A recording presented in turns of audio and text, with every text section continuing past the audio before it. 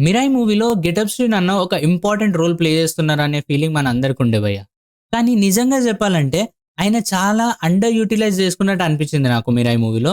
చాలా సీక్వెన్సెస్‌లో హీరో పక్కనే ఉంటారు. కామెడీ చేయడానికి ట్రై చేస్తారు. కానీ ఫస్ట్ హాఫ్ మొత్తంలో ఎక్కడ కూడా నేను ఆయన కామెడీకి ఆర్ టైమింగ్‌కి కనెక్ట్ అవ్వలేదు. అండ్ ఈవెన్ సెకండ్ హాఫ్‌లో ఏమైనా ఇంపార్టెంట్ పైవట్ రోల్ ఇస్తారా అంటే అది లేదు. ఓవరాల్ మూవీలో అట్‌లీస్ట్ 'హనుమాన్' మూవీలో మనం కంపేర్ చేసుకున్నా కూడా ఆయన రోల్ ఎంతో కొంత ఎంటర్‌టైనింగ్‌గా ఉండేది. అండ్ అదే కాకుండా ఒక ఇంపార్టెంట్ రోల్ గూడా. ఆయన వల్లనే ఈ పవర్స్ ఏవైతే ఉన్నాయో ఇవన్నీ బయటపడతాయి. కానీ ఇక్కడ అలాంటి రోల్ ఏమీ లేదు. అండ్ కామెడీ అండ్ టైమింగ్ గూడా ట్రై చేశారు గానీ ఎక్కడ వర్కౌట్ అవ్వలేదు.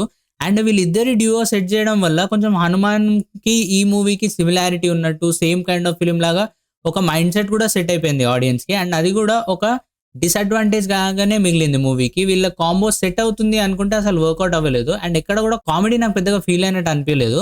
సో, మీకేమనిపించింది మూవీ చూసిన తర్వాత? నిజంగా ఏదైనా ఎంటర్‌టైనింగ్ బిట్స్ ఉండేనా? లేదంటే నా ఒక్కనికే అలా అనిపించిందా? కామెంట్ సెక్షన్‌లో తప్పకుండా చెప్పండి.